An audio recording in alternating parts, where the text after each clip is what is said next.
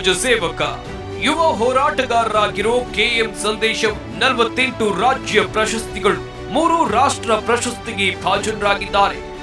2 ಅಂತಾರಾಷ್ಟ್ರೀಯ ಪ್ರಶಸ್ತಿ ಪಡೆದಿದ್ದಾರೆ. ಎಎಸ್ಎಸ್ಕೆ ಸಂಸ್ಥಾಪಕ ಅಧ್ಯಕ್ಷರಾಗಿರೋ ಇವರು ಚಲನಚಿತ್ರ ನಟರಾಗಿ ಸಮಾಜ ತಿದ್ದುವ ಕಾಯಕ ಮಾಡ್ತಿದ್ದಾರೆ. 14 ಬಾರಿ ರಕ್ತದಾನ ಶಿಬಿರ ಆಯೋಜಿಸಿದ ಮಹಾನುಭಾವ. ಹಾಗೆ 152 ಅಂತರ್ಜಾತಿ ವಿವಾಹ ಮಾಡಿಸಿದ ಆದರ್ಶ ವ್ಯಕ್ತಿ. 4961 ಎಕರೆ ಜಮೀನು ಬಡವರಿಗೆ ಉಳಿಸಿದ ಪುಣ್ಯಾತ್ಮ. ಬಡವರಿಗೆ ಮನೆ ನಿರ್ಮಿಸಿಕೊಟ್ಟ ದಾನಿ ಇವರು. ಹೀಗಾಗಿ ಕೆ ಸಂದೇಶ್ ಅವರಿಗೆ Zee Kannada news achievers award ನೀಡೋಕೆ ನಾವು ಹೆಮ್ಮೆ ಪಡುತ್ತೇವೆ. ನಮಸ್ಕಾರ, ಜಿ ಅಚೀವರ್ಸ್ ವಿಶೇಷ ಕಾರ್ಯಕ್ರಮಕ್ಕೆ ಸ್ವಾಗತ. ನಾನು ದಿವೇಶ್ರೇ. ಇವತ್ತಿನ ಜಿ ಅಚೀವರ್ಸ್ ಅಲ್ಲಿ ನಾವು ನಿಮಗೆ ಪರಿಚಯ ಮಾಡಿಕೊಡ್ತಿರುವಂತಹ ವ್ಯಕ್ತಿ ಬಡ ಜನರ ಧ್ವನಿಯಾಗಿದ್ದಾರೆ. ನಿರ್ಗತಿಕರಿಗೆ ಬದುಕನ್ನ ಕಟ್ಟಿಕೊಟ್ಟಂತಹ ಮಹಾನುಭಾವ ಅಂತಾನೆ ಹೇಳ್ಬೋದು. ಇವತ್ತು ನಮ್ಮ ಕಾರ್ಯಕ್ರಮದಲ್ಲಿದ್ದಾರೆ ಕೋಲಾರ ಸಂದೇಶ್ ಅವರು. ಮೊದಲಿಗೆ ಅವರಿಗೆ ಕಾರ್ಯಕ್ರಮಕ್ಕೆ ಸ್ವಾಗತವನ್ನು ಕೋರೋಣ. ಕಾರ್ಯಕ್ರಮಕ್ಕೆ ಸ್ವಾಗತ ನಿಮಗೆ. ನಮಸ್ತೆ ಮೇಡಮ್. ಇವತ್ತಿನ ಕಾರ್ಯಕ್ರಮದಲ್ಲಿ ನಿಮ್ಮ ಬಗ್ಗೆ ತಿಳ್ಕೊಳ್ಳುವಂತಹ ಕುತೂಹಲ ನನಗೆ. ಯಾಕಂದ್ರೆ ಯುವ ಹೋರಾಟಗಾರರ ರೀತಿ ನೀವು ಕಂಡು ಬರ್ತಾ ಇದ್ದೀರಿ. ಆದರೆ ಅದೆಷ್ಟೋ ಜನರಿಗೆ ಬಡವರ ಧ್ವನಿಯಾಗಿ ಹೋರಾಟಗಾರರಿಗೆ, ನಿರ್ಗತಿಕರಿಗೆ ಮನೆ ಕೊಡಿಸುವಂಥ ನಿಟ್ಟಿನಲ್ಲಿ ನಿರಂತರವಾಗಿ ಹೋರಾಟವನ್ನು ಮಾಡ್ಕೊಂಡು ಬಂದಿದ್ದೀರಿ. ಏನು ಪ್ರೇರಣೆ ಅಂತ ಕೇಳ್ಬೋದಾ ಮೇಡಮ್? ಪ್ರೇರಣೆ ಅನ್ನೋದಕ್ಕಿಂತ ನಾನು ಈ ಹೋರಾಟ ಮತ್ತು ಈ ಸಂಘಟನೆಗಳು, ಜನಕ್ಕೆ ಒಳ್ಳೇದು ಮಾಡೋವಂಥದ್ದು, ಸಮಾಜ ಸೇವೆ, ಇದಕ್ಕೆ ಬಂದಿದ್ದು 15 ವರ್ಷಗಳ ಹಿಂದೆ ಮೇಡಮ್. ನಾನು SSLC ವ್ಯಾಸಂಗ ಮಾಡ್ತಾ ಇರೋಂಥ ಸಂದರ್ಭದಲ್ಲಿ 15 ವರ್ಷಗಳಲ್ಲಿ ಅಲ್ಲಿ ನಮ್ಮ ಒಂದು ವಿದ್ಯಾರ್ಥಿ ಮೇಲೆ ಯಾವುದೋ ಒಂದು ಹಲ್ಲೆ ನಡೆದಾಗ ಅದಕ್ಕೆ ಸಂಬಂಧಪಟ್ಟಂಗೆ ಎಲ್ಲ ಸಂಘಟನೆಗಳು ಸೇರಿ ಹೋರಾಟ ಮಾಡ್ತಾರೆ. ಅವತ್ತು ನಾನು ಮಾಡಿದ್ದು ಮೊದಲನೇ ಹೋರಾಟ ಮೇಡಮ್, SSLC ವ್ಯಾಸಂಗ ಮಾಡ್ತಾ ಇರೋಂಥ ಸಂದರ್ಭದಲ್ಲಿ. ಆ ಘಟನೆ ಹೇಳ್ಬೋದಾ? ಘಟನೆ ಅಂದರೆ SSLC ವಿದ್ಯಾಭ್ಯಾಸ ಮಾಡ್ತಾ ಇರೋಂಥ ವಿದ್ಯಾರ್ಥಿನಿ ಮೇಲೆ ಕೆಲವರು ಹಲ್ಲೆ ಮಾಡಿ ಸ್ವಲ್ಪ ತೊಂದರೆ ಮಾಡಿರ್ತಾರೆ. ಅದಕ್ಕೆ ಸಂಬಂಧಪಟ್ಟಂಗೆ ಎಲ್ಲ ಸಂಘಟನೆಗಳು ಸೇರಿ ಆ ಹೆಣ್ಣು ಮಗಳಿಗೆ ನ್ಯಾಯ ಕೊಡಿಸ್ತಾರೆ. ಆವತ್ತಿಂದ ಆ ಒಂದು ಘಟನೆ ನನಗೆ ಪ್ರೇರಣೆ. ಸಂಘಟನೆಗಳಲ್ಲಿದ್ರೆ ಧ್ವನಿ ಇಲ್ದವ್ರಿಗೆ ಧ್ವನಿ ಕೊಡಿಸ್ಬೋದು, ನ್ಯಾಯ ಕೊಡಿಸ್ಬೋದು ಅಂತ. ಅಲ್ಲಿಂದ ಸುಮಾರು ನಾನು 2010ರಿಂದ ಅಲ್ಲ ಆಗ್ಲೇ ನೀವು ಸಂಘಟನೆಗೆ ಜಾಯ್ನ್ ಆಗ್ಬಿಟ್ರೆ? ಜಾಯ್ನ್ ಆಗ್ಬಿಟ್ರೆ. ಓಕೆ. 2010ರಿಂದ 16ರ ತನಕ ನಮ್ಮದೇ ದಲಿತ ಸಂಘಟನೆ DPS ಅಂತ ಹೇಳ್ಬಿಟ್ಟಿದೆ, ದಲಿತ ಪ್ರಜಾಸೇನೆ ಅಂತ. ಆ ಸಂಘಟನೆಯಲ್ಲಿ 6 ವರ್ಷಗಳ ಕಾಲ ಕೆಲಸ ಮಾಡಿ ನಮ್ಮದೇ ಆದಂಥ ASSK ಅನ್ನೋ ಒಂದು ಸಂಘಟನೆನ 2017ರಲ್ಲಿ ಹುಟ್ಟಾಕ್ತೀವಿ ಮೇಡಮ್. 2017ರಲ್ಲಿ ಹುಟ್ಟಾಕಿ ಇಂಟರ್ ಕ್ಯಾಸ್ಟ್ ಮ್ಯಾರೇಜಸ್ಸು ಯಾವ ಥರ ಮಾಡಿಸ್ತೀವಿ ಅಂದರೆ, ಒಂದು ಜೋಡಿ ಬರುತ್ತೆ. ಸರ್ ನಾನು ಇಂಜಿನಿಯರಿಂಗು ಓದ್ಕೊಂಡಿದ್ದೀನಿ, ಈಗ ಪ್ರೈವೇಟಾಗಿ ಕೆಲಸ ಮಾಡ್ತಾಯಿದ್ದೀನಿ. ಒಂದು ಹೆಣ್ಣುಮಗಳು, ಬೇರೆ ಕಮ್ಯುನಿಟಿ ಹೆಣ್ಣುಮಗಳು. ನಾವು ಸುಮಾರು ಓದೋವಾಗ್ಲಿಂದನೇ ಪ್ರೀತಿ ಮಾಡಿಕೊಂಡು ಒಬ್ರನ್ನೊಬ್ರು ಇಷ್ಟಪಡ್ತಾ ಇದ್ದೀವಿ. ನಮಗೆ ದಯವಿಟ್ಟು ನೀವು ಮದುವೆ ಮಾಡಿಸಿ ಅಂತ ಹೇಳ್ಬಿಟ್ಟು ಹೇಳ್ತಾರೆ. ನಾನು ಜನವರಿ 13ನೇ ತಾರೀಕು ಸಂಘಟನೆ ಓಪನ್ ಮಾಡ್ತೀನಿ 2017. ಇವರು ಒಂದು 4 ದಿನಕ್ಕೆಲ್ಲ ಬರ್ತಾರೆ. ಆಮೇಲೆ ನಾನೇನು ಮಾಡ್ತೀನಿ, ಅಪ್ಪ ಈಗ ತಾನೇ ನಾವು ಸಂಘಟನೆ ಓಪನ್ ಮಾಡಿದ್ದೀವಿ, ಇದೆಲ್ಲ ರಿಸ್ಕ್ ಅಲ್ಲ, ಸುಮ್ಮನೆ ಯಾಕೆ ಬೇಕು, ನಾನು ಮಾಡಿಸಲ್ಲ, ಹೊಟ್ಟೋಗ್ರಿ ಅಂತ ಹೇಳ್ಬಿಟ್ಟು ಹೇಳಿದ್ರೆ, ಅವರು ಒಂದು 4 ಡೇಸ್ ಆದಮೇಲೆ ಯಾವುದೋ ಫಾರೆಸ್ಟ್ ಒಂದು ಕಡೆ ಹೋಗ್ಬಿಟ್ಟು ಈ ಥರ ಸಂದೇಶ್ ಅವ್ರ ಹತ್ರ ಹೋಗಿದ್ವಿ, ಎಲ್ಲರ ಹತ್ರನೂ ಹೋಗಿದ್ವಿ, ಅವ್ರ ಹತ್ರ ಒಂದು ನ್ಯಾಯ ಸಿಗುತ್ತೇನೋ ಅಂತ ಹೇಳ್ಬಿಟ್ಟು ಅಂದ್ಕೊಂಡ್ವಿ. ಆದರೆ ನ್ಯಾಯ ಸಿಗಲಿಲ್ಲ, ಹಂಗಾಗಿ ನಾವು ಸತ್ತೋಗ್ತೀವಿ ಅಂತ ಹೇಳ್ಬಿಟ್ಟು ಫೇಸ್ಬುಕ್ ಲೈವ್ ಮಾಡಿಕೊಂಡು ಲೈವಲ್ಲಿ ಸೂಸೈಡ್ ಮಾಡ್ಕೊಂಡ್ಬಿಟ್ರಿ. ಲೈವಲ್ಲಿ 2017ರಲ್ಲಿ. ಆವತ್ತು ಡಿಸೈಡ್ ಮಾಡ್ಕೊತೀನಿ, ಇಂಟರ್ ಕ್ಯಾಸ್ಟ್ ಮ್ಯಾರೇಜಸ್ಸು ಮಾಡಿಸ್ಲೇಬೇಕು. ಇಂಥವ್ರಿಗೆಲ್ಲ ಒಂದು ಕಡೆ ಇವ್ರನ್ನ ಸಾಯಕ್ಕೆ ಬಿಡಬಾರ್ದು. ಅವರು ಎಲಿಜಿಬಲ್ ಇದ್ದಾಗ, ಮದುವೆಗೆ ಎಲಿಜಿಬಲ್ ಇದ್ದಾಗ, ಯಾಕಂದರೆ ಯಾರ್ಯಾರೋ ಕಾನೂನಾತ್ಮಕವಾಗಿ ಅವ್ರಿಗೂ ಏಜ್ ಆಗಿದ್ದಾಗ, ಹುಡುಗ ಹುಡುಗಿನ ಸಾಕುವ ಅಂತ ಒಂದು ಸಾಮರ್ಥ್ಯ ಇದ್ದಾಗ, ಜಾತಿ ಅಡ್ಡ ಬಂದರೆ ಅದರ ವಿಚಾರವಾಗಿ ನಾವು ನಿಂತು ಮದುವೆ ಮಾಡಿಸೋಣ ಅಂತ ಹೇಳ್ಬಿಟ್ಟು ಡಿಸೈಡ್ ಆಗಿ 151 ಇಂಟರ್ ಕ್ಯಾಸ್ಟ್ ಮ್ಯಾರೇಜಸ್ಸು ಇಂಡಿಯಾದಲ್ಲೇ ಯಾರು ಮಾಡಿಸಿಲ್ಲ, ನಾನು ಒಬ್ಬರೇ ಮಾಡಿಸಿರೋದು. ಇದ್ರ ಜೊತೆಗೆ ಏನಂದರೆ ಹೋರಾಟ ಮೇಡಮ್. ಹೋರಾಟ ಯಾವುದಾದ್ರೂ ಒಂದು ವಿಚಾರವಾಗಿ ನಾವು ಹೋರಾಟ ಮಾಡ್ತೀವಂದರೆ ಆ ಹೋರಾಟ ಗೆಲ್ಲೋ ತನಕ ಬಿಡಲ್ಲ. ಎಷ್ಟೇ ಕಷ್ಟ ಬರಲಿ, ಅದು ಎಂಥ ವ್ಯಕ್ತಿ ಆದರೂ ಎದುರಾಳಿ ಆಗಿರಲಿ. ನಾನು ಮಿನಿಸ್ಟರ್ಸ್ ವಿರುದ್ಧ, MLAಗಳ ವಿರುದ್ಧ ದೊಡ್ಡ ದೊಡ್ಡ ಹೋರಾಟಗಳು ಮಾಡಿದ್ದೀನಿ. FIRs ಕೂಡ ಮಾಡಿಸಿದ್ದೀನಿ, ಅವ್ರ ಮೇಲೆಲ್ಲ ಅರೆಸ್ಟು ಮಾಡಿಸಿದ್ದೀನಿ. ತುಂಬ ದೊಡ್ಡ ದೊಡ್ಡ ಹೋರಾಟಗಳು ಮಾಡಿದ್ದೀನಿ. 385 ಹೋರಾಟ ಮಾಡಿದ್ದೀನಿ, ಒಂದರಲ್ಲಿ ಸೋತೆ ಇಲ್ಲ ಹೌದಾ? ಹೋರಾಟಗಳು. ಹ್ಮ್ ಹ್ಮ್ ಹ್ಮ್ ಹ್ಮ್ ಮತ್ತೆ 4961 ಎಕರೆ ಜಮೀನು, ಅಂದ್ರೆ ಸರ್ಕಾರಿ ಜಮೀನಿಗೆ ಕಾಂಪೌಂಡ್ ಹಾಕೊಳ್ಳೋಂಥದ್ದು, ಮತ್ತೆ ಬಡವರ ಹತ್ರ ಅಕ್ರಮವಾಗಿ ಜಮೀನು ಕಿತ್ಕೊಳ್ಳೋಂಥದ್ದು, ಹೌದು ಹೌದು. ಈ ತರ ಎಲ್ಲ ಬೇಜಾನು ದಬ್ಬಾಳಿಕೆಗಳು, ದೌರ್ಜನ್ಯಗಳು ನಡೆಯುವಂಥ ಸಂದರ್ಭದಲ್ಲಿ ಕರ್ನಾಟಕದಲ್ಲಿ ನೆನಪಿಗೆ ಬರೋದು ನಾನು ಒಬ್ಬನೇ. ಯಾವುದೇ ಈ ಥರ ಒಂದು ಸಮಸ್ಯೆಗಳಾದಾಗ, ಒಂದು ಹೆಣ್ಣು ಮಗಳಿಗೆ ಸಮಸ್ಯೆ ಆದಾಗ, ಮತ್ತು ಈ ಪ್ರೀತಿ ಅಂತ ಮಾಡಿ ಅವ್ರನ್ನ ಮದುವೆ ಮಾಡ್ಕೊಳ್ದಿರ ಬಿಟ್ಬಿಡೋ ಅಂಥದ್ದು, ಅವ್ರಿಗೆ ಮೋಸ ಮಾಡೋಂಥದ್ದು, ಇಂಥದಕ್ಕೆಲ್ಲ ಸಂಬಂಧಪಟ್ಟಂಗೂ ಸುಮಾರು 1000ಕ್ಕೂ ಹೆಚ್ಚು ಹೆಣ್ಣು ಮಕ್ಕಳಿಗೆ ನ್ಯಾಯ ಕೊಡಿಸಿದ್ದೀನಿ. ಅಲ್ಲೇ ಹೆಣ್ಮಗಳನ್ನ ಕರ್ಕೊಂಡೋಗಿ ಅವ್ರ ಮನೆ ಮುಂದೆ ಕೂತ್ಕೊಳ್ಳೋದು, ಅಲ್ಲೇ ಮದುವೆ ಮಾಡಿಸೋದು, ಇಂಥದ್ದೆಲ್ಲ ಮಾಡಿಸಿ ಅನೇಕ ಸಮಾಜ ಸೇವೆ ಕೆಲಸಗಳಂದರೆ ಮೇಡಮ್ ಈ 15 ಇಯರ್ಸಲ್ಲಿ ಒಂದು 2-3 ದಿನ ಗ್ಯಾಪ್ ತಗೊಂಡು ಪ್ರತಿದಿನ ನಾನು ಕೆಲಸ ಮಾಡಿದ್ದೀನಿ, ಅಷ್ಟು ಕೆಲಸ ಮಾಡಿದ್ದೀನಿ. ಹಂಗಾಗಿ ಇವತ್ತು ನನಗೆ ನಮ್ಮ ಜಿ ಕನ್ನಡ ನ್ಯೂಸ್ ವತಿಯಿಂದ ಅಚೀವರ್ಸ್ ಪ್ರಶಸ್ತಿ ನೀವು ಇದು ಮಾಡ್ತಾ ಇರೋಂಥದ್ದು ನನಗೆ ತುಂಬ ಖುಷಿ ಆಗ್ತಾ ಇದೆ. ನಿಮ್ಮ ಜೊತೆ ಈ ಥರ ಕೂತ್ಕೊಂಡು ನನ್ನ ಒಂದು ಅನಿಸಿಕೆಗಳನ್ನ ಹಂಚ್ಕೊಳ್ತಾ ಇರೋಂಥದ್ದು ತುಂಬ ಖುಷಿ ಆಗ್ತಾ ಇದೆ. ನಿಮ್ಮ ಬಾಲ್ಯ ತಿಳ್ಕೊಳ್ಳೋ ಕುತೂಹಲ ನನಗೆ. ಇವತ್ತೇನು ಹೋರಾಟ, ಆ ಹೋರಾಟದ ಶ್ರಮ ಇದೆಲ್ಲ ನಾವು ಮಾತಾಡೋಣ. ಆದರೆ ನಿಮ್ಮ ಬಾಲ್ಯ ಹೆಂಗಿತ್ತು? ನೀವು ಹೆಂಗಿದ್ರಿ? ನೀವೇನು ಓದ್ಕೊಂಡ್ರಿ? ಮನೇಲಿ ವಾತಾವರಣ ಹೆಂಗಿತ್ತು? ಮೇಡಮ್, ನಮ್ಮ ಮನೆಯಲ್ಲಿ ಪರಿಸ್ಥಿತಿ ಏನಂದರೆ, ಕೋಲಾರ SNR ಸರ್ಕಲ್ ಇರುತ್ತೆ, ಅಂಬೇಡ್ಕರ್ ನಗರ ಅಂತ. ಅಲ್ಲಿ ಮನೆ ಇಲ್ಲ ನಮಗೆ, ಕೆರೆ ಏರಿಯಾ ಆಗಿದ ತಕ್ಷಣ ಕೆರೆ. ಈ ಕೆರೆಯಲ್ಲಿ ನಮ್ಮ ತಂದೆ ತಾಯಿ ಒಂದು ಸಣ್ಣದಾಗ ಒಂದು ಗುಡಿಸ್ಲಾಕ್ಬಿಡ್ತಾರೆ. ಸಣ್ಣದಾಗ ಒಂದು ಗುಡಿಸ್ಲಾಕೊಂಡು ಆ ಗುಡಿಸ್ಲಲ್ಲಿ ಅವ್ರಿಗೇನೆ ಊಟ ಮಾಡೋದಕ್ಕೆ ಊಟ ಇಲ್ಲ. ನಮ್ಮ ತಂದೆ ಈ ಕರೆಂಟ್ ಕಂಬ ಹತ್ತಿ ಲೈನ್ ಮ್ಯಾನು, ಅಂದರೆ ಈ ಕೂಲಿಗೆ ಒಂದಿನಕ್ಕೆ 5 ರೂಪಾಯಿ 10 ರೂಪಾಯಿ ಕೂಲಿ, ಈ ಥರ ಕೆಲಸ ಮಾಡ್ತಾ ಇದ್ದಿದ್ದು. ನಮ್ಮ ತಾಯಿ ಮನೆಯಲ್ಲೇ ಇರೋದು, ಈ ಸೊಪ್ಪು, ಈ ಮೀನು ಸೊಪ್ಪು ಇಂಥದ್ದೆಲ್ಲ ಬರುತ್ತಲ್ಲ, ಇದನ್ನೆಲ್ಲ ತಗೊಂಡ್ಬಂದು ಮನೆಗೆ ಇದು ಮಾಡೋಂಥದ್ದು, ಈ ಥರ ಮಾಡ್ತಾ ಇರ್ತಾರೆ.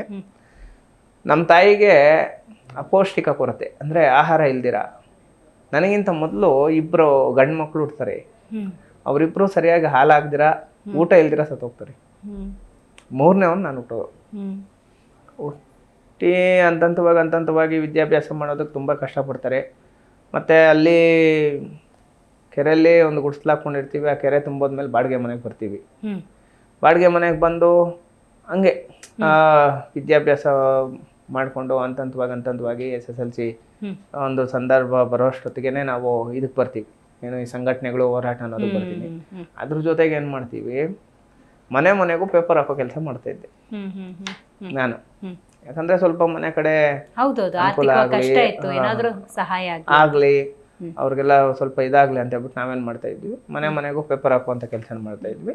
ಪೇಪರ್ ಹಾಕ್ತಾ ಏನು ಮಾಡ್ತಾರೆ, ಈ ಹುಡುಗ ಸ್ವಲ್ಪ ಆ್ಯಕ್ಟಿವ್ ಆಗಿದ್ದಾರೆ ಅಂತ ನಮ್ಮ ಫಸ್ಟು ನಾನು ಶಂಗರ್ ಅನ್ನೋರ ಹತ್ರ ಕೆಲಸ ಮಾಡ್ತೀನಿ. ಅದಾದಮೇಲೆ ಗಣೇಶ್ ಅಂತ ಹೇಳ್ಬಿಟ್ಟು ನಮ್ಮ ಉದಯವಾಣಿ ಪತ್ರಿಕೆ ಜಿಲ್ಲಾ ವರದಿಗಾರ, ಇವ್ರೇನು ಮಾಡ್ತಾರೆ, ಸ್ವಲ್ಪ ಆ್ಯಕ್ಟಿವ್ ಆಗಿದ್ದಾರೆ ಅಂತ ಹೇಳ್ಬಿಟ್ಟು ಅವ್ರದ್ದೊಂದು ಅಧಿನಾಯಕ ಪತ್ರಿಕೆ ಇರುತ್ತೆ, ಆ ಪತ್ರಿಕೆಗೆ ನನ್ನನ್ನು ವರದಿಗಾರನಾಗಿ ಮಾಡ್ತಾರೆ. ಮತ್ತೆ ಆ ಒಂದು ಮೀಡಿಯಾ ಫೀಲ್ಡಲ್ಲಿ ಕೂಡ ನಾನು ರಾಜ್ ನ್ಯೂಸಲ್ಲಿ ಕೆಲಸ ಮಾಡಿದ್ದೀನಿ. ಮತ್ತು ನಮ್ಮ ಉದಯವಾಣಿ, ನಮ್ಮ ಗಣೇಶಣ್ಣ ಅವ್ರ ಜೊತೆ ಕೆಲಸ ಮಾಡಿದ್ದೀನಿ. ಮಾಧ್ಯಮ ರಂಗದಲ್ಲಿನೂ ಕೆಲಸ ಮಾಡ್ಕೊಂಡು, ಈ ಕಡೆ ಸಂಘಟನೆಗಳಲ್ಲೂ ಕೆಲಸ ಮಾಡಿಕೊಂಡು ತುಂಬ ಕಷ್ಟಪಟ್ಕೊಂಡು ಬಂದಿರೋದು ಮೇಡಮ್, ತುಂಬ ಕಷ್ಟಪಟ್ಕೊಂಡು ಬಂದಿರೋದು. ನನ್ನ ಜೀವನದಲ್ಲಿ ನಡೆದಂಥ ಒಂದು 3 ಘಟನೆಗಳನ್ನ ನಿಮ್ಮ ಹತ್ರ ಹಂಚ್ಕೊಬೇಕು ಅಂತ ಖಂಡಿತ ಒಂದು ಅಭಿಪ್ರಾಯ. ಏನಂದ್ರೆ ನಮ್ಮ ತಾಯಿ ಅವ್ರದ್ದು ಹುಟ್ಟೂರು ಟೇಕಲ್ ಹತ್ರ ಬನಹಳ್ಳಿ ಅಂತ ಬರುತ್ತೆ, ಮಾಲೂರು ತಾಲೂಕು, ಟೇಕಲ್ ಹತ್ರ ಬನಹಳ್ಳಿ.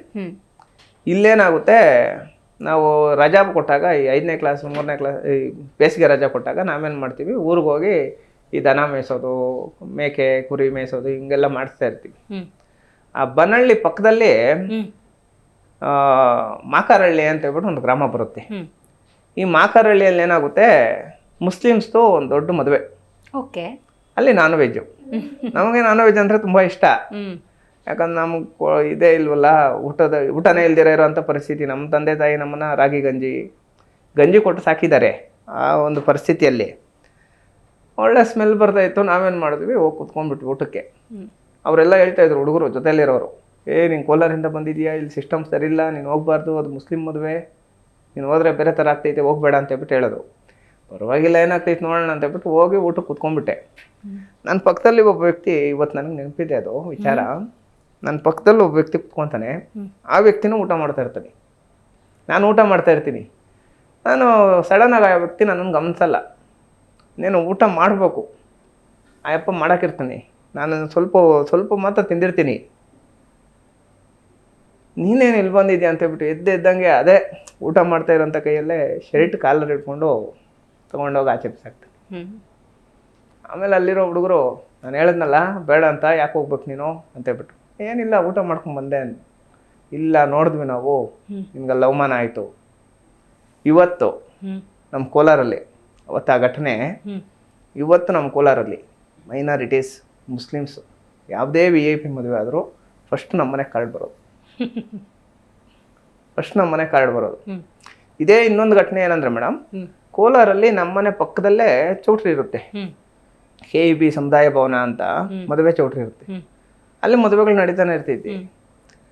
ಆ ಮದುವೆ ನಡೆಯೋಂಥ ಒಂದು ಸಂದರ್ಭದಲ್ಲಿ ಊಟಗಳಿಲ್ವಲ್ಲ, ಒಳ್ಳೆ ಊಟ ಸಿಗುತ್ತೆ ಮದುವೆ ಊಟ ಅಂತ ಹೇಳ್ಬಿಟ್ಟು ಹೊಟ್ಟೋಗ್ಬಿಡ್ತೀನಿ. ಒಂದಿನ ಊಟ ಮಾಡಿ ಆಚೆ ಬಂದಾಗ ಅಲ್ಲಿ ಫೋಟೋಗ್ರಾಫರ್ ಏನು ಮಾಡ್ತಾನೆ, ನಾನು ನೋಡಿರ್ತಾನೆ, ನೀನು ಇಂಥವ್ರ ಮಗ ಅಲ್ಲ, ನಿಮ್ಮಪ್ಪ ಈ ಥರ ಕರೆಂಟ್ ಇದರಲ್ಲಿ ಕೆಲಸ ಮಾಡ್ತಾರಲ್ಲ, ನೀವೇನಿಲ್ಲಿ ಇಂಥ ಮದುವೆಗಳಿಗೆಲ್ಲ ನೀವು ಬರಬಾರ್ದು ಅಂತ ಹೇಳ್ಬಿಟ್ಟು ಸೇಮ್ ಅಯ್ಯಪ್ಪನೂ ಅವಮಾನ ಮಾಡಿ ಎಲ್ಲರ ಮುಂದೆನೂ ಬೈದು ಈ ಥರ ಕತ್ತೆಲ್ಲ ಹಿಡ್ಕೊಂಡು ಆಚೆ ತಳ್ಳಿಬಿಡ್ತಾರೆ. ಇವತ್ತು ನಾನು ಯಾವುದೇ ಮದುವೆಗೆ ಹೋದ್ರು, ನಾನು ಯಾವುದೇ ಒಂದು ಕಾರ್ಯಕ್ರಮಕ್ಕೆ ಹೋದ್ರು, ಎಲ್ಲ ಕ್ಯಾಮ್ರಾಮನ್ಸು ನಾನು ಸುತ್ತು ಇರ್ತಾರೆ. ಪ್ರತಿಯೊಂದು ಕಡೆ ಮೇಡಮ್ ಎಲ್ಲ ಕ್ಯಾಮ್ರಾಮನ್ಸು ನಾನು ಸುತ್ತು ಇರ್ತಾರೆ. ಮತ್ತೆ ಪ್ರತಿಯೊಬ್ಬರು ಫೋನಲ್ಲಿ ಬಂದ್ಬಿಟ್ಟು ನನ್ನ ಜೊತೆ ಸೆಲ್ಫಿ ತಗೊಂತಾರೆ. ಇದಾದ್ಮೇಲೆ ಮೂರನೇ ಘಟನೆ ಏನಂದ್ರೆ, SSLC ಓದ್ತಾ ಇರ್ತೀನಿ.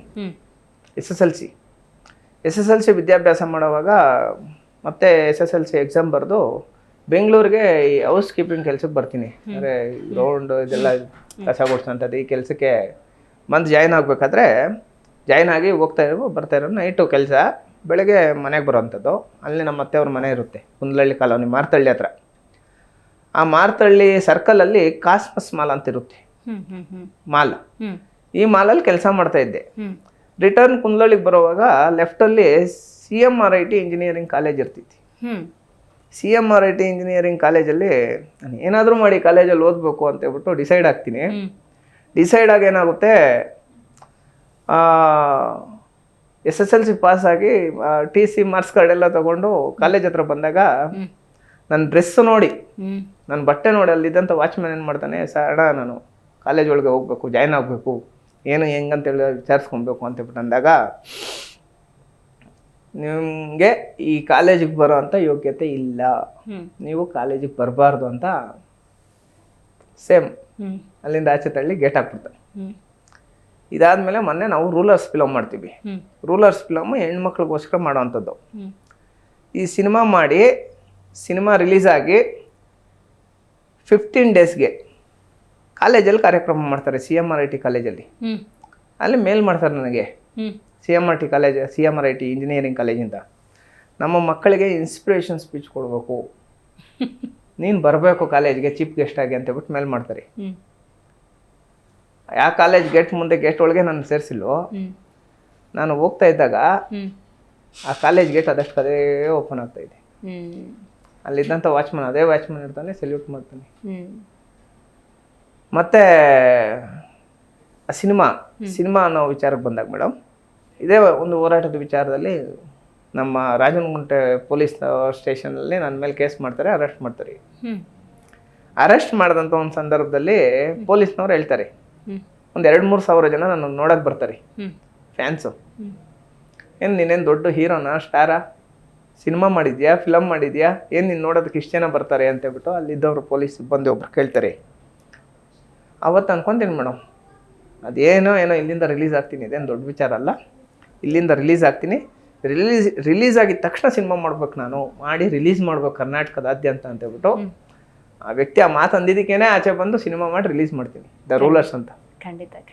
ಈ ಥರ ಘಟನೆಗಳು ಯಾವ ಥರ ಅಂದರೆ ಮೇಡಮ್, ತುಂಬ 15 ವರ್ಷಗಳ ಕಾಲ ಸತತವಾಗಿ ನಾನು ಕೆಲಸ ಮಾಡ್ಕೊಂಡ್ಬಂದರು. ಏನು 151 ಇಂಟರ್ ಕ್ಯಾಸ್ಟ್ ಮ್ಯಾರೇಜಸ್ ಮಾಡಿಸಿದ್ರು, 385 ಹೋರಾಟಗಳು ಮಾಡಿದ್ರು, ಸಾವಿರಾರು ಹೆಣ್ಮಕ್ಳಿಗೆ ನ್ಯಾಯ ಕೊಡಿಸಿದ್ರು, 4961 ಎಕರೆ ಜಮೀನು ಬಡವ್ರಿಗಂತ ಬಿಟ್ಟು ನಾವು ಬಿಡಿಸ್ಕೊಟ್ರು. ಏನು ಮಾಡಿದ್ರು, ಎಲ್ಲ ಒಂದು ಕಡೆ ಮಾಧ್ಯಮ ಮಿತ್ರರು ಸ್ವಲ್ಪ ನನ್ನನ್ನು ಅದೇನದು ಸೈಡ್ ಕಾಲಮಲ್ಲಿ ಎಲ್ಲ ಒಂದು ಕಡೆ ಇಟ್ಬಿಟ್ಟಿದ್ರು ಅಂತ ಹೇಳ್ಬಿಟ್ಟು ಒಂದು ಭಾವನೆ ಇತ್ತು ನನಗೆ. 2022ರಲ್ಲಿ ಒಬ್ಬ ದಲಿತ ಸಮುದಾಯದ ಹುಡುಗ ದೇವ್ರ ಮೆರವಣಿಗೆ ನಡೆಸ್ತಾ ಇರ್ತಾರೆ ಮಾಲೂರಲ್ಲಿ. ಆ ಮೆರವಣಿಗೆ ನಡೆಸ್ತಾ ಇರೋಂಥ ಸಂದರ್ಭದಲ್ಲಿ ದೇವ್ರ ಕೋಲ್ ಬಿದ್ದೋಗ್ತಿತ್ತು ಕೆಳಗೆ, ದೇವ್ರನ್ನ ಮೆರವಣಿಗೆ ಮಾಡುವಂತ ಕೋಲ್. ಅದ್ರ ಮೇಲೆ ಎಲ್ಲರೂ ತುಳ್ಕೊಂಡು ಹೋಗ್ತಾರೆ, ನೋಡಲ್ಲ, ಯಾರು ಗಮನಿಸಲ್ಲ, ಗೊತ್ತಾಗಿಲ್ಲ.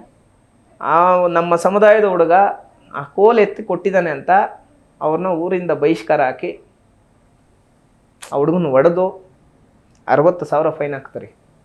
ಯಾವಾಗ ಒಂದು 200 ವರ್ಷ 300 ವರ್ಷದಿಂದ ಎಲ್ಲ 2022ರಲ್ಲಿ. ಈ ಟೈಮಲ್ಲಿ ನೈಟ್ 1:15 ಅವ್ರ ಮನೆಗೆ ಹೋಗಿ ಯಾವ್ಯಾವ ವ್ಯಕ್ತಿಗಳು ಅವ್ರಿಗೆಲ್ಲ ತೊಂದರೆ ಕೊಟ್ಟಿರ್ತಾರೋ ಅವ್ರನ್ನೆಲ್ಲ ಒಂದೇ ದಿನದಲ್ಲಿ ಅರೆಸ್ಟ್ ಮಾಡಿಸಿ ಎಲ್ಲಿ ಅವ್ರನ್ನ ಊರಿಂದ ಬಹಿಷ್ಕಾರ ಆಗ್ತಾರೋ ಅದೇ ಜಾಗದಲ್ಲಿ ಇವ್ರಿಗೆ ಹೊಸ ಮನೆ ಸರ್ಕಾರದಿಂದ ಹೊಸ ಮನೆ ಕಟ್ಟಿಸಿ ಒಂದಷ್ಟು ಅನುಕೂಲಗಳಾಗೋ ಥರ ನಮ್ಮ ಸಂಘಟನೆಯಿಂದ ಮಾಡಿದ್ವಿ. ಈ ಹೋರಾಟ ಎಲ್ಲ ಮಾಧ್ಯಮಗಳಲ್ಲಿನೂ ಬಂತು, ನಮ್ಮ ಜಿ ಕನ್ನಡ ನ್ಯೂಸಲ್ಲಿ ಬಂತು, ಪ್ರತಿಯೊಂದು ಕಡೆನೂ ಬಂತು. ಅದು ಸ್ವಲ್ಪ ಮೈಲೇಜ್ ತಗೊಂತು. ಆ ಒಂದು ಹೋರಾಟದಲ್ಲಿ ನಮ್ಮ ರಾಹುಲ್ ಗಾಂಧಿ ಅವರು ಕೂಡ ಅದನ್ನ ಇಷ್ಟಪಟ್ಟು ಅವ್ರ ಹತ್ರ ಕರ್ಸ್ಕೊಂತಾರೆ. ನಮ್ಮನ್ನ ಕರ್ಸ್ಕೊಂಡು ನನಗೆ ತುಂಬಾ ಇದು ಮಾಡ್ತಾರೆ, ಸಪೋರ್ಟ್ ಮಾಡ್ತಾರೆ. ತುಂಬಾ ಒಳ್ಳೆ ಕೆಲಸ ಮಾಡಿದೀಯಾ, ಈ ತರ ಸಪೋರ್ಟ್ ಮಾಡ್ತಾರೆ. ಅಲ್ಲಿಂದ ಈ ಸಾಮಾಜಿಕವಾಗಿ ನಮ್ಮ ಒಂದು ಮಾಧ್ಯಮ ಮಿತ್ರರು, ಪತ್ರಿಕಾ ಮಿತ್ರರು ಎಲ್ಲರೂ ಪ್ರತಿಯೊಬ್ರು ಹಂತವಾಗಿ ಬೆಳೆಸ್ತಾ ಇದ್ದಾರೆ. ಜನನೂ ಅಷ್ಟೇ ನೋಡ್ತಾ ಇದ್ದಾರೆ. ಈಗ ನೀವು ಮಾತಾಡ್ತಾ ಇರ್ಬೇಕಾದ್ರೆ ಹಸಿವಿನ ನೋವು ನಿಮಗೆ ಎಷ್ಟಿತ್ತು ಅನ್ನೋದು ನನಗೆ ಅರ್ಥ ಆಗ್ತಾ ಇತ್ತು. ಜೊತೆಗೆ ತನಗೂ ನ್ಯಾಯ ಸಿಗಬೇಕು, ಯಾರೋ ಅನ್ಯಾಯಕ್ಕೊಳಗಾಗಿದ್ದಾರೆ ಅಂದ್ರೆ ಅವ್ರಿಗೂ ನ್ಯಾಯ ಕೊಡಿಸ್ಬೇಕು ಅನ್ನುವಂತಹ ಮನೋಭಾವ, ಕಿಚ್ಚು ನನಗೆ ಕಾಣಿಸ್ತು. ಇವತ್ತು ಈ ಸ್ಥಾನದಲ್ಲಿ ಕೂತ್ಕೊಂಡಿದ್ದೀರಿ, ಇವತ್ತು ಮಹಾನ್ ಸಾಧಕರ ಕುರ್ಚಿ ಅದು. Thank you. ಆತ್ಮತೃಪ್ತಿ ಇದೆಯಾ ನಿಮಗೆ? ಮೇಡಮ್, ನನಗೆ ನನ್ನ ಲೈಫಲ್ಲಿ ಮೇಡಮ್ ಅವತ್ತು ನಾನು ಹೇಳಿದೆ, ಇದು ನಾನು ಬಾಡಿಗೆ ಮನೆಗೆ ಬಂದಿದ್ದೀನಿ. ಅವತ್ತು ಇದು ಮಾಡಿಸಿ ಅಂದರೆ ಒಂದು ಗುಡ್ಸ್ಲಿಂದ ಕೆರೆ ತುಂಬಿ ಬಾಡಿಗೆ ಮನೆಗೆ ಬಂದಿದ್ದೀವಿ ಅಂತ. ಇವತ್ತಿಗೂ ಬಾಡಿಗೆ ಮನೆಯಲ್ಲೇ ಇರೋದು ನಾನು. ಒಂದೊಂದು ಕೇಸಲ್ಲಿ ನಾನು ಹ್ಯಾಂಡಲ್ ಮಾಡುವಾಗ ಒಂದೊಂದು ಕೇಸಲ್ಲಿ ಅಪ್ಪ ಈ ಹೋರಾಟ ಮಾಡಬೇಡ, 1 ಕೋಟಿ ರೂಪಾಯಿ ದುಡ್ಡು ಕೊಡ್ತೀನಿ, 50 ಲಕ್ಷ ಕೊಡ್ತೀನಿ, 10 ಲಕ್ಷ ಕೊಡ್ತೀನಿ, 25 ಲಕ್ಷ ಕೊಡ್ತೀನಿ ಅಂತಾರೆ. ನಾನೊಂದು ಸಲ ಯಾವುದಾದ್ರೂ ಒಂದು ಹೋರಾಟ ಅಂತ ಹೇಳ್ಬಿಟ್ಟು ಇಳ್ದಿದ್ದೀನಿ ಅಂದರೆ ಯಾರು ಏನು ಮಾಡಿದ್ರು ಬಿಡಲ್ಲ.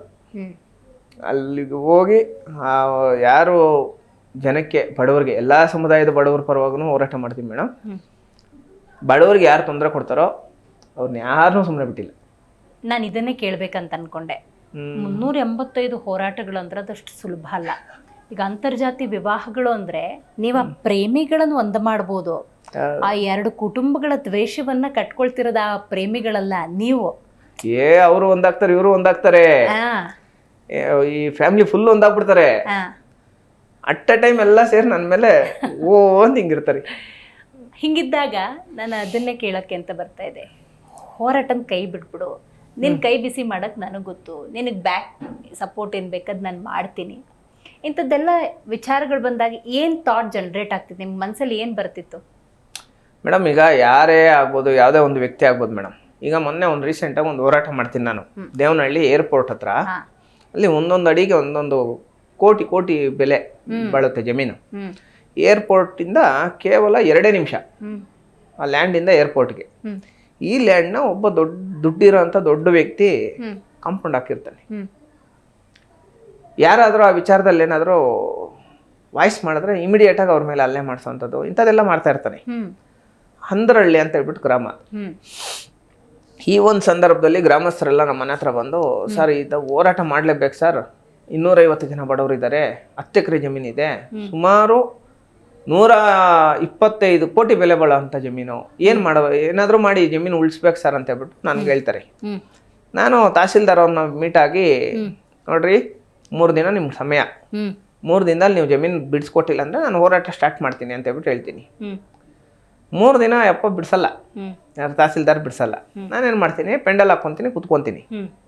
ಬೆಳಗ್ಗೆ ಆಯಿತು, ಮಧ್ಯಾಹ್ನ ಆಯಿತು, ಸಂಜೆ ಆಯಿತು, ಆಫೀಸರ್ಸ್ ಬಂದಿಲ್ಲ.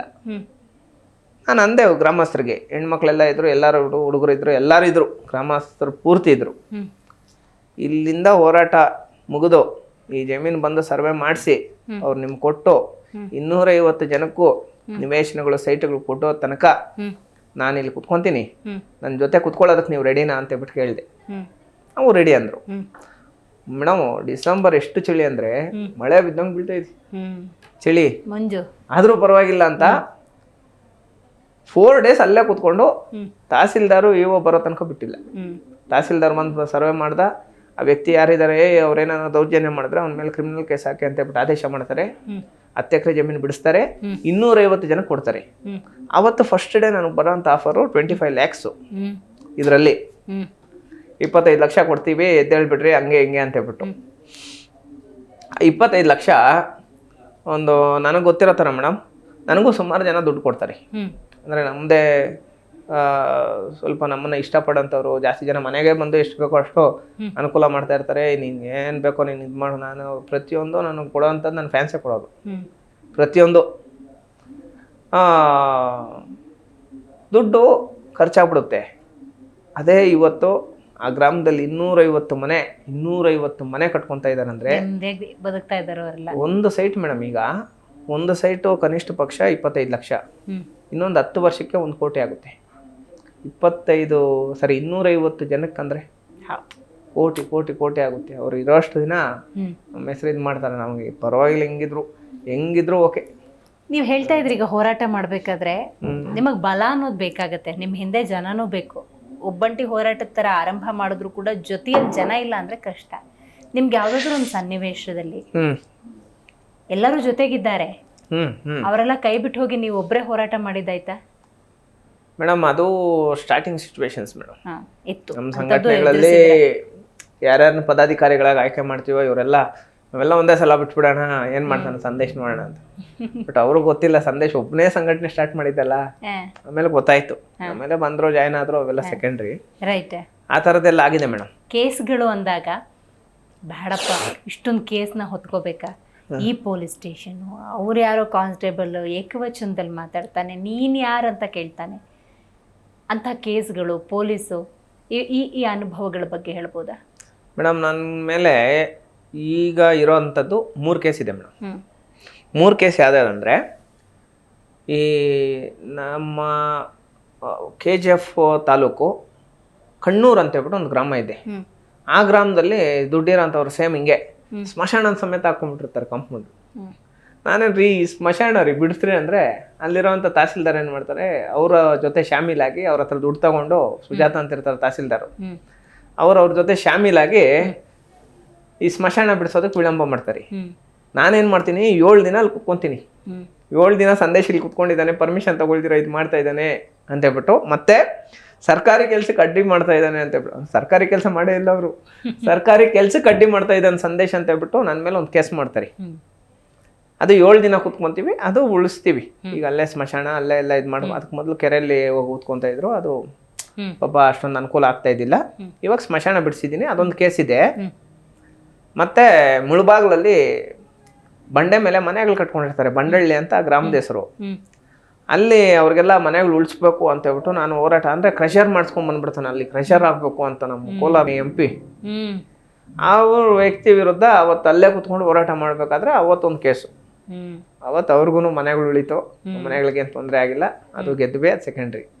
ಇದಾದ್ಮೇಲೆ ಒಂದು ಹೆಣ್ಮಗಳು ಫೋನ್ ಮಾಡ್ತಾಳೆ, ಮೇಡಮ್ ನಾವು ಈ ಥರ SC ಕಮ್ಯುನಿಟಿ ಬೇರೆ ಕಮ್ಯುನಿಟಿ ಹುಡುಗನ್ನ ಸುಮಾರು 5 ವರ್ಷದಿಂದ ಲವ್ ಮಾಡಿದ್ದೀವಿ, ದಯವಿಟ್ಟು ಮದುವೆ ಮಾಡಿಸಿ ಅಂತ ಹೇಳ್ಬಿಟ್ಟು ಫೋನ್ ಮಾಡ್ತಾನೆ. ಅವನು ಫೋನ್ ಮಾಡಿದ್ರೆ, ನೋಡ್ರಿ ನಿಮ್ಮ ಕ್ಯಾಸ್ಟ್ ಅವ್ರು ನಮ್ಮ ಮನೆ ಬಾಗ್ಲಿಗೆ ಸೇರಿಸಲ್ಲ, ನೀವೆಲ್ಲಿರ್ಬೇಕು ಅಲ್ಲಿರ್ಬೇಕು, ನಿಮ್ಮನೇನ ನಾವೇನ ಇದು ಮಾಡಿದ್ರೆ ಬೇರೆ ಥರ ಆಗುತ್ತೆ, ನಾವು ಫಸ್ಟೇ ಸರಿ ಇಲ್ಲ ಹಂಗೆ ಹಿಂಗೆ ಅಂತ ಹೇಳ್ಬಿಟ್ಟು ನಿಮ್ಮ ಕೈಲಿ ಏನಾಗುತ್ತೋ ಮಾಡ್ಕೊಳ್ರಿ ಅಂತಾರೆ. ನಾನೇನು ಮಾಡ್ತೀನಿ, ಈ ಹುಡುಗಿನ ಕರ್ಕೊಂಡು ಹೋಗ್ತೀನಿ, ನಾನು ನಮ್ಮ ಡ್ರೈವರು ಈ ಹುಡುಗಿ 3 ಜನ ಕರ್ಕೊಂಡೋಗಿ ಆ ಹುಡುಗನ ಕರೆಸ್ಕೊಂಡು ಮದುವೆ ಮಾಡಿಸ್ತೀವಿ.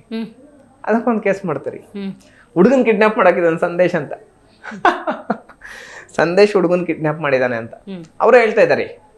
ಇಷ್ಟಪಟ್ಟಿರೋದು ನಮ್ಮ ಹುಡುಗಿ ನಾನು ಇಷ್ಟಪಟ್ಟಿದ್ದೀನಿ, ಸಂದೇಶಣ್ಣ ಏನು ಕಿಡ್ನಾಪ್ ಮಾಡ್ತಾನೆ, ಸಂದೇಶಣ್ಣ ಹಂಗೆಲ್ಲ ಮಾಡಿಲ್ಲ, ನೀವ್ ಯಾಕೆ ಹಿಂಗ್ ಮಾಡ್ತಾ ಇದೀರ ಅಂದ್ರೆ ಪೊಲೀಸ್ನವರು ಟಾರ್ಗೆಟ್ ಮಾಡಿರೋದಲ್ಲಿ ನಮ್ಮನ್ನ ಏನಾದ್ರು ಮಾಡಿ ಸಂದೇಶ್ ಇದ್ರಲ್ಲಿ ಶಿಕ್ಷಣ ಏನಾದ್ರು ಮಾಡೋಣ ಅಂತ ಹೇಳ್ಬಿಟ್ಟು ಆಯ್ತು ಅಂತ ಹೇಳ್ಬಿಟ್ಟು ಅದೊಂದು ಕೇಸ್ ಮಾಡಿದ್ರು. ಈಗ ಅದರಲ್ಲಿ ಎಲ್ಲ ಕೇಸಸ್ಸು ಇಂಥ ಸ್ಟ್ರಗಲ್ಸ್ ನ ನೋಡಿದಾಗ ಬೇಡಪ್ಪ ಇದೆಲ್ಲ ಯಾಕೆ ಬೇಕು ಅನ್ಸಿದ್ಯಾ? ಮೇಡಮ್ ಅನ್ಸುತ್ತೆ. ಹಂಗೆ ಅನ್ಸ್ಬಿಟ್ಟು ನಾನು ಮನೇಲಿದ್ದರೆ ನಮ್ಮ ಜನಕ್ಕೋಸ್ಕರ ಹೋರಾಟ ಮಾಡೋಕ್ಕೆ ಯಾರೂ ಇಲ್ಲ ಮೇಡಮ್, ನಾನು ಒಬ್ಬನೇ ಇರೋದು. ನಾನು ಬೇಜಾನ್ ಫ್ಯಾನ್ಸ್ ಇದ್ದಾರೆ ಮೇಡಮ್ ನನಗೆ. ರಾಜ್ಯಾದ್ಯಂತ ನೀವು ನನ್ನನ್ನು ಯಾವ ಗ್ರಾಮಕ್ಕಾದರೂ ಕರ್ಕೊಂಡು ಹೋಗಿ, ಅಥವಾ ಇಂಥ ಗ್ರಾಮದಲ್ಲಿ ಇಂಥ ಕೆಲಸ ಆಗ್ಬೇಕು ಸಂದೇಶ ಅಂತ ಹೇಳ್ಬಿಟ್ಟು ನೀವು ನನಗೆ ಹೇಳಿ, ನಾನು ಇಮಿಡಿಯೇಟಾಗಿ ವಿತಿನ್ 1 hour ಕೆಲಸ ಮಾಡಿಸ್ಕೊಡ್ತೀನಿ. ನಿಮ್ಮದು ಕುಟುಂಬದವ್ರು ಹೇಳ್ತಾರೆ, ನಿಮ್ಮ ಕುಟುಂಬದವರು ಬೇಡಪ್ಪ ಬಿಟ್ಬಿಡು ಸಾಕು ಈ ಥರ ಹೇಳ್ತಾರೆ, ಇಲ್ಲ ಮಾಡು ಮುನ್ನುಗ್ಗು ನ್ಯಾಯ ಕೊಡಿಸು. ಅವ್ರು ಯಾರಿಲ್ಲ ಮೇಡಮ್, ಕುಟುಂಬ ಅಂದರೆ ನಾನು ನಮ್ಮ ತಂದೆ ತಾಯಿ. ಖಂಡಿತ ಇವತ್ತಿನ ಕಾರ್ಯಕ್ರಮದಲ್ಲಿ ನೀವು ಭಾಗಿಯಾಗಿ ನಿಮ್ಮ ಭಾವನೆ ಮೊದಲನೇದಾಗಿ, ಮತ್ತು ನಿರ್ಗತಿಕರು ಬಡವರು ಅಂತಿದ್ರೆ ಅವ್ರ ಧ್ವನಿಯಾಗಿ ಅವ್ರ ಸಮಸ್ಯೆಗೆ ಸೊಲ್ಯೂಷನ್ ಸಿಗೋವರೆಗೂ ಬಿಡಲ್ಲ ಅಂದ್ರಲ್ಲ, ಅದಕ್ಕಿಂತ ದೊಡ್ಡ ಮಾತು ಮತ್ತೊಂದಿಲ್ಲ. ನಿಮ್ಮ ಈ ಹೋರಾಟದ ಜರ್ನಿ ಮುಂದುವರಿಲಿ. ನೀವು ಅಂದ್ಕೊಂಡಂತಹ ಆಸೆ ಇದೆಯಲ್ಲ MP, ಆ ಸ್ಥಾನದಲ್ಲಿ ನಾವು ನೋಡೋದಕ್ಕೆ ಬಯಸ್ತೀವಿ ಅಂತ ಹೇಳ್ತಾ ಇದ್ದೀನಿ. ಥ್ಯಾಂಕ್ ಯು ಸೋ ಮಚ್ ಕಾರ್ಯಕ್ರಮದಲ್ಲಿ ಭಾಗಿಯಾಗಿದ್ದಕ್ಕಾಗಿ. Thank you. ಸೊ ನೋಡಿದ್ರಲ್ಲ ವೀಕ್ಷಕರೇ, ಇವತ್ತಿನ ನಮ್ಮ ಕಾರ್ಯಕ್ರಮದಲ್ಲಿ ಕೋಲಾರ ಸಂದೇಶ್ ಅವರು ಭಾಗಿಯಾಗಿದ್ದರು. ಕೋಲಾರ ಸಂದೇಶ್ ಎಲ್ಲಿ ಹೋಗ್ತಾ ಇದ್ರು ಕೂಡ ಜನಜಂಗಳಿ. ಕಾರಣ ಏನು ಅಂತ ನಾವು ನೋಡ್ತಾ ಹೋಗೋದಾದರೆ ಅವರು ಹೋರಾಟ ಮಾಡಿದಂತಹ ರೀತಿ. ಯಾಕಂದರೆ ಇವತ್ತಿನ ಹೋರಾಟಗಾರರು ಅಂದಾಗ ಹಲವಾರು ಸಂದರ್ಭದಲ್ಲಿ ಹೋರಾಟ ತಗೋತಾರೆ, ಅಲ್ಲಿ ಇಲ್ಲಿ ಅಡ್ಜಸ್ಟ್ಮೆಂಟ್ ಮಾಡ್ಕೊಂಡು ಮುಗಿದು ಹೋಗ್ಬಿಡುತ್ತೆ ಆ ಹೋರಾಟ ಅನ್ನೋದು. ಈ ಹೋರಾಟ ಕೋಲಾರ ಸಂದೇಶ್ ಹೋರಾಟ ಆ ರೀತಿಯಲ್ಲ, ಒಂದು ತಾರ್ಕಿಕ ಅಂತ್ಯಕ್ಕೆ ತಗೊಂಡು ಹೋಗ್ತಾರೆ. ನ್ಯಾಯ ಸಿಗೋವರೆಗೂ ಕೂಡ ಬಿಡೋದಿಲ್ಲ. ಇವರ ಹೋರಾಟ ಮುಂದುವರಿಲಿ, ಸಮಾಜಮುಖಿ ಕೆಲಸಗಳನ್ನು ಮಾಡಲಿ, ಅವರ ಬದುಕು ಕೂಡ ಚೆನ್ನಾಗಿರಲಿ ಅಂತ ಆಶಿಸೋಣ. ನೋಡ್ತಾ ಇರಿ ಜಿ ಕನ್ನಡ ನ್ಯೂಸ್, ಸತ್ಯವೇ ಸುದ್ದಿಯ ಜೀವಾಳ.